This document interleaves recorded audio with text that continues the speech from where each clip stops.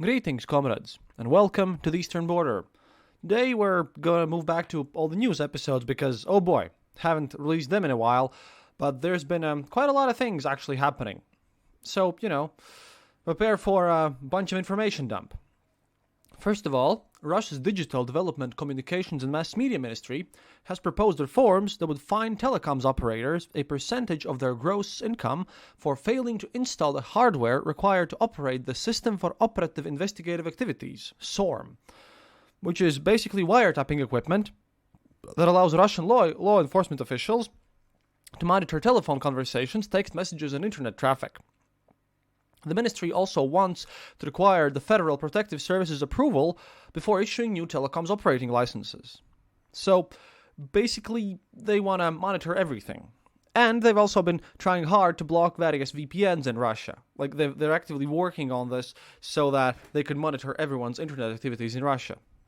Additionally, the fee for obtaining one of these licenses, the telecommunications licenses, would jump 133 times to 1 million rubles, ostensibly to lock out dubious services.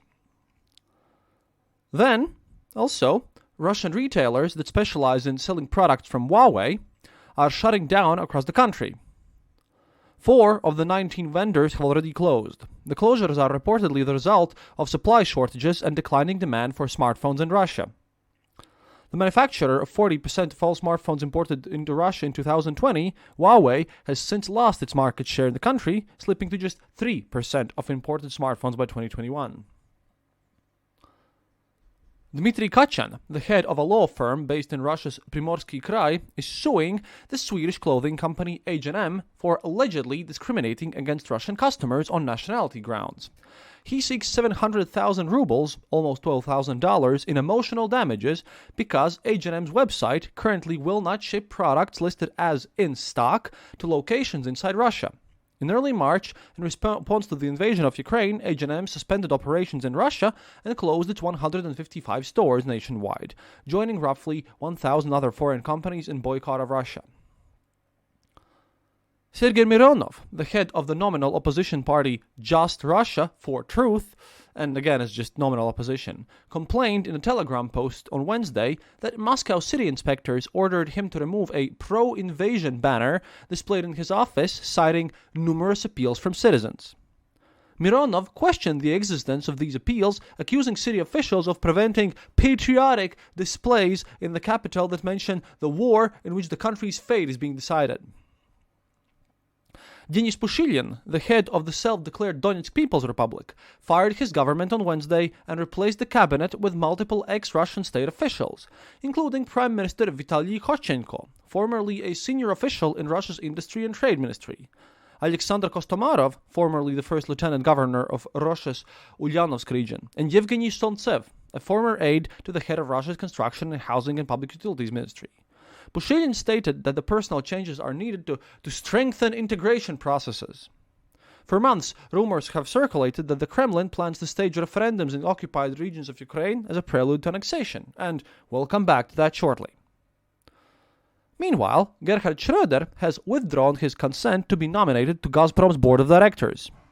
The former German chancellor was nominated in February before Russia's full-scale invasion of Ukraine. At the time, he was serving as chairman of Rosneft's board of directors, a position he didn't abandon until late May. And this is quite telling because currently, just today, Germany forbade Spain to deliver 40 tanks to Ukraine, Leopard 2 tanks, and at the same time, Germany hasn't delivered their replacement tanks to Poland for all the tanks Poland has delivered. And they also have failed to deliver any of their tanks to Greece, so that Greece could deliver their tanks to Ukraine. Because how this works is that countries closer to the border deliver their military equipment to Ukraine, and as part of this NATO deal, countries further away then deliver replacements to the countries who've sent their tanks. So Germany is now lagging behind and not doing what they're supposed to do again.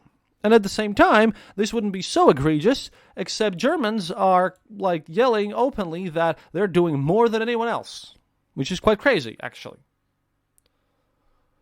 And I think that Mr. Scholz should really reconsider some of his options, really. Mortality rates in Russia have fallen below their pre-pandemic levels. Health Minister Mikhail Murashko reported on Friday, noting that COVID-19 cases nevertheless remain high, because Russia is an absolute record holder in COVID cases as well.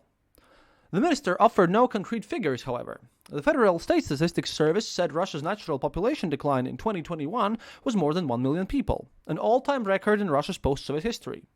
In early 2022, officials report that the Russian population shrunk by 692,900 people, the biggest annual decline in 19 years.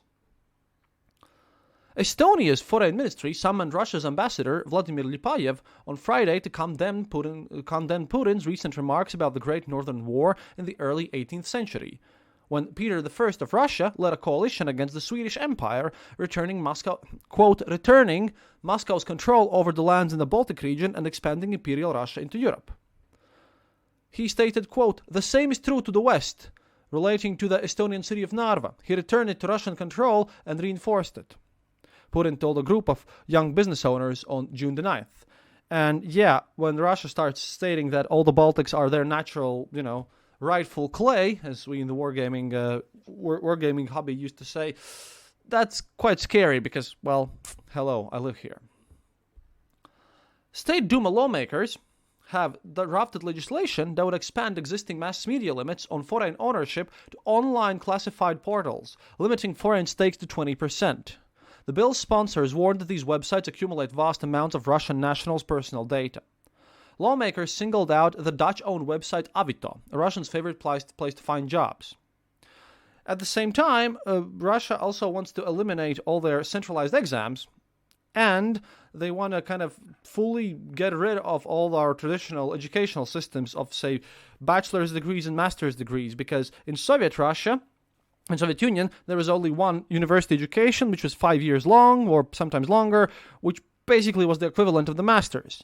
See, the problem is that although many countries have problems with their centralized exams, in Russia it was a bit different because how the nomenclature worked and how the schools worked, because their system is that at the end of the school year, at the end of you finish your high school, your teachers who basically taught you are the ones rating your exams as well, and it led to massive corruption. And as Russia also holds not only the central, like in Latvia at least, centralized exams at the end of school are also the exams, like the grades for which you step into your university. But in Russia, universities previously had their own entry exams, and if those are to return, then again massive corruption will ensue, because previously, if you think about it, because of all the massive corruption issues, if you weren't rich, you couldn't get into good universities. And, they just want to swap this out. But that'll hurt them more because, paying extra money to get your degree legitimized, that's going to hurt a bit. Ukrainian presidential advisor Mikhailo Podolyak told the BBC that between 100 and 200 Ukrainian soldiers are being killed every day, the highest death toll any Ukrainian official has yet acknowledged publicly during the war with Russia. The main reason for the significant losses, he explained, is Russian superiority in artillery. To reach parity with Moscow, Podolyak said, Kiev needs hundreds of advanced artillery systems and as many as 300 missile systems, which is why Zelensky has been actively pushing for artillery units to be being delivered for Ukraine, and which is why he's, so aggressive about this. So far, we know that the Ukrainian army has lost at least 10,000 troops, which is, quite a lot, because, Ukraine's population is about 44 million. Meanwhile, Russia has lost at least 30,000 troops. But that's, in total of everything, because, again, if you look at the casualties on the Russian side, it's not just the Russian army fighting. There's Russia, there's LDP, there's the whole People's Republics, conscripts and mobilized people, then there's their militias, then there's private warfare companies. It's like a huge salad of random people. It's quite crazy, really. And the Ministry of Defense really only accounts for the last actual soldiers, which is a bit weird. The Russian bookstore Litra.ru has stopped selling a book about Primorsky partisans, 6 young men who went to war in 2010 against the local police, accusing them of corruption and brutality. Apparently because the author, journalist Oleg Kashin, is a designated foreign agent. Which is quite interesting because, Russia's got into banning books. But remember I mentioned the thing about how they want to annex regions. My colleagues at Medusa got some info from their sources, which were then confirmed by my sources, that Kremlin is planning to annex the Donetsk, Luhansk, Kherson, and Zaporozhye regions of Ukraine and combine them into a single federal district within Russia, which is confirmed now by multiple sources, both to me and various other journalists. One of these sources told Medusa that, quote, the district should appear after referendums on joining Russia are held in these territories. Ukrainian territories will not accede to existing districts. Sources also told both me and Medusa that Kremlin official Boris Rapoport, the deputy head of the Presidential Directorate for State Council Affairs, has been tapped to supervise the creation of this new federal district. Rapoport was involved in the Kremlin's Donbas policy-making back in 2014, working alongside Putin's aide and Donbas point man Vladislav Surkov. Inside the Putin's administration, Rapoport is referred to as a crisis manager, best known for working on the electoral campaigns of Kremlin-backed candidates. According to sources, Rapoport played a key role in salvaging Alexander Beglov's run for governor of St. Petersburg in 2019. He is also currently recruiting personnel to run regional and municipal administrations in the Donbas, as well as civil military administrations in the Kherson and Zaporozhye regions. These same officials will be expected to handle the preparations for staging referendums on joining Russia. Totally legit referendums, I swear, comrade, why are you not happy anymore? Kremlin has been seeking out political strategists to work as political officers in Russian-occupied areas of Ukraine. One source described the role of using the Soviet-era term politruк, or basically political manager, so that everyone follows the party line properly. According to sources close to Putin administration, this work has now intensified. What's more, a different Kremlin department has been put in charge of the hiring process. The Presidential Directorate for State Council Affairs, which is led by Sergei Kirienko's associate Alexander Kharchev and his deputy Boris Rapoport. They're looking for people who have experience working with the opposition, who can operate a bit inconveniently because the tasks in Donbas are not trivial. Speaking on condition of anonymity, several political strategists told journalists of Medusa, and I would like to find out who those sources were because, hey, I know that you guys are listening. Please get in touch with me as well. That they've already been offered jobs as political officers in Russian-occupied areas of Ukraine. Officially, they would be given positions as deputy mayors tasked with supervising politics, public life, media, preparations for referendums, and even social programs. Now, we know also that Boris Rapoport is already in the Donbas and that he also visits the Kherson and Zaporozhye regions periodically. One source also said that Rapoport is the main candidate for the position of presidential envoy to the new federal district. Kirienko wants to control the processes and put his confidant there. And, well, Kremlin is already prioritizing Russian officials when it comes handling out jobs in the occupied regions of Ukraine. Like I mentioned, on Wednesday, DNR head Denis Proshilin fired all his cabinet and replaced the cabinet with several former Russian state officials. And we heard comments that, quote, Kostomarov knows how to break people, how to achieve what the bosses demand from him. Even when there's resistance, he comes in and brings everyone to heel. In fact, Kostomarov will be the chief of staff, the local Kirienko in Donetsk. On Thursday, LNR head Leonid Pasechnik named Vladislav Kuznetsov the ex-deputy governor of Russia's Kurgan region as his deputy prime minister. Quote, for Kirienko, this is a model region. He wants to show Putin that he has a management team, that he can take on even such complex tasks and become successor, a source close to the Putin administration stressed. The source added that Kirienko wants to control the very serious financial flows that will be directed towards the region. The person also said that the DNR's Pushilin and LNR's Pasechnik may also be replaced by Russian officials in the near future. Murky local figures shouldn't be messing up the distribution of Russian state funding. The money has to go in the right direction. So, quite obviously, weird things are happening. Meanwhile, and again, thanks to Dmitry and wartranslated.com, these guys are the best. They translate all this stuff, and, well, as my arm is still in the cast for at least a week, yeah, I'm super happy that Dmitry is translating this, so please go to War Translated. He translates much more stuff that I put on my shows, because he translates intercepted calls, and he translates everything, so that, it's important that if you want to know more about this war, to read this guy as well. But from him, we have a nice little prediction from our good old best nemesis, Igor Girkin. He predicts a battle for initiative. Quote, Just in a week or two, the battle for the initiative will commence. In military lingo, this means to decide who will be advancing and who will be defending. Who can put pressure or attack. Prior to that, we were attacking. We practically smashed our foreheads in Donbass at the strong points of the adversary. Naturally, the enemy preserved their defenses, their reserves. They did not fight for every meter. Yet now, they're fighting literally for every centimeter, trying to stop us, especially since now they... after our troops broke through the first line of defense, which went on the Rubizhne-Severodonetsk, Popasny-Severodolazk line, and then to Avdiivka. We first bit a piece of Rubizhne, I emphasize, a bit, then broke through the front line at Popasny. They started withdrawing troops where a cauldron could have formed. They prepared Lysychansk and Severodonetsk for a circle defense, in addition to the fact that they didn't want to leave the reinforced Zolotoye area, which is also comfortable. They're holding on to this area and don't want to give up, fighting for it fiercely, even at the danger of an encirclement. We're trying to cut them off. In fact, we don't even need to go too far here. We need to get through to Siversky Donetsk and cut off the whole group. But we are unable to do it. Ukrainians are leaning on Bakhmut and Soledar, which is the second line of their defense. They started constructing back in 2015 and never stopped. They continue building field fortifications. Therefore, by leaning on these fortifications, they are counting on stopping and exhausting us. The Donetsk infantry is 70% gone, at least the professionals. They are constantly reinforced. The mobilization started again, but yeah, it's pretty bad. We, the Russian army itself, also have large losses. I won't be saying how large.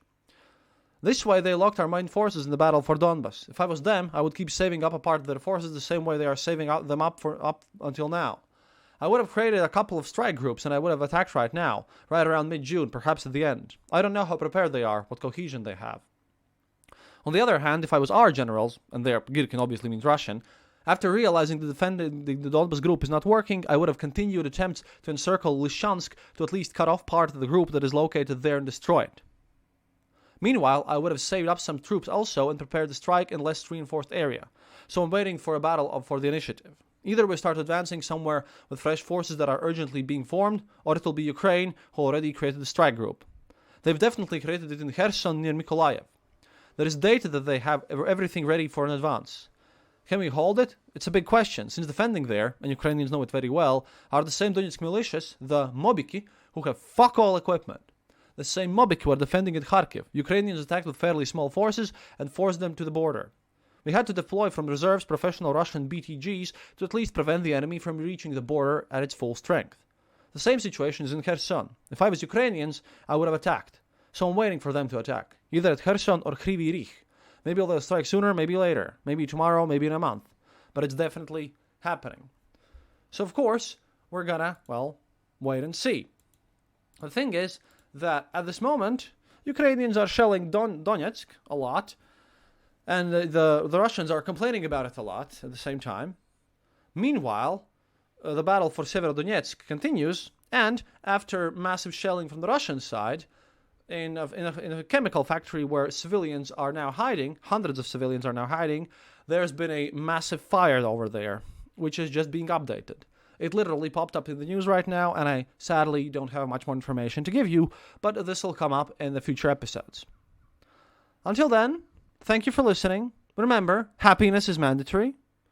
Check out, please, if you're a Battletech fan as I am, because I'm a nerd, check out Dusk Hunters on YouTube. He's a great friend of mine, and I really think you should listen to his show and watch him. He's severely underrated. Please consider becoming our Patreon on patreon.com/theeasternborder. You can also just click the little tiny icon over there on our Twitter, which is Eastern_border on Twitter. We'd be really happy if we could reach 20,000 followers. We're at 16,900 right now. Also, donate to Ukrainians. Go back home. Comebackhomealive.ua is great. So do that. And if you want to listen to the show without advertisements, go to either become our patron and listen to the episodes on Patreon, or go to theeasternborder.lv. All the episodes there are also ad-free. And if you want to support the show with a one-time payment, which we will be super thankful for, you can just click the donate button there as well. But at the end of the day, I hope you learned something new. До свидания, товарищи. Oh yeah, by the way, some of you asked me, what does this mean? До свидания, товарищи is literally goodbye, comrades, or see you again, comrades. So, now you know. And always, happiness is mandatory.